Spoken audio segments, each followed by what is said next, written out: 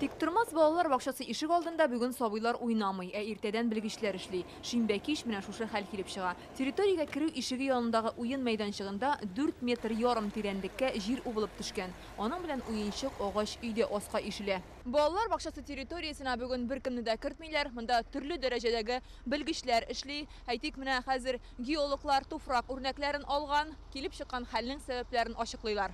Эзлиләр, бармы тагын андый әйберләрме, тагын төшәчәкме аска, юкмы җир, карыйлар. Шул сәбәпле бүген балаларны кабул итмәгәннәр. Монда 320 сабый йөри, 14 төркем эшләгән. Хәзер гаилә хәленнән чыгып, караучысы булган нәниләр өйдә утырырга мәҗбүр. Әти-әнисе эштәгеләрне күрше-тирә бакчаларга урнаштырганнар.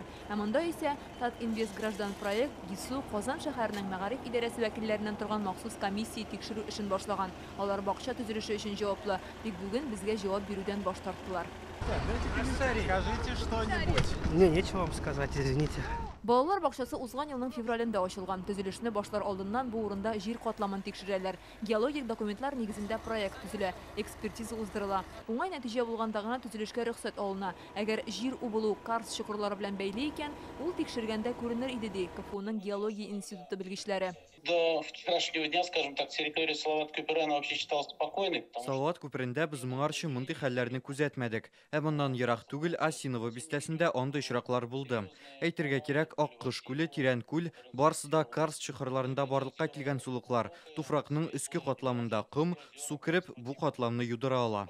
Салават күперендә 30 меңнән артык кеше яши. Төзелеш башланганчы 100 мең кешегә йортлар салу планы булган. Проекттагы объектлар санын 2 тапкыр диярлек киметкәннәр. Моны 2014 елда Дәүләт торак фондының ул чактагы башкарма директоры Тәлгат Абдуллин карсттар белән аңлаткан була. Без монда карст катламнары барлыгын күрдек. Андый урыннарда төзергә ярамый. Шуңа күрә проектта йортларны бер-берсеннән ераграк урнаштырырга туры килде. Бик булмаган 5 катлы өйләр салудан баш тарттык. Комплекс 18 катлы йортлардан торачак. Бүген Салават күпере халык иң күп яшәгән микрорайоннарның берсе. Килеп чыккан хәл аларны борчуга салган. Есть школа, школа тоже также может уйти. Менә монда мәктәп бар, янәшәсендә тагын бер балалар бакчасы. Анда да күп бала йөри. Монда күп катлы йортлар бик күп, алар да ишелеп төшсә. Хәзер бик тиз төзиләр бит. Скорее всего, это какой-нибудь строительный брак. Бу төзелештәге җитешсезлекләр карст катламы дип уйламыйм, чөнки балалар бакчасы төзелгәнгә бер генә ел түгел. Ярый әле ял көне килеп чыккан, гадәти эш көне булса, балалар йөрергә мөмкин бит. Куркыныч. У нас тут и деревья падают. Безнең монда яңа гына утыртылган агачлар да ава, җир дә убыла, бәлки алар бер-берсе белән бәйледер. Мондый хәлләр булмасын иде инде.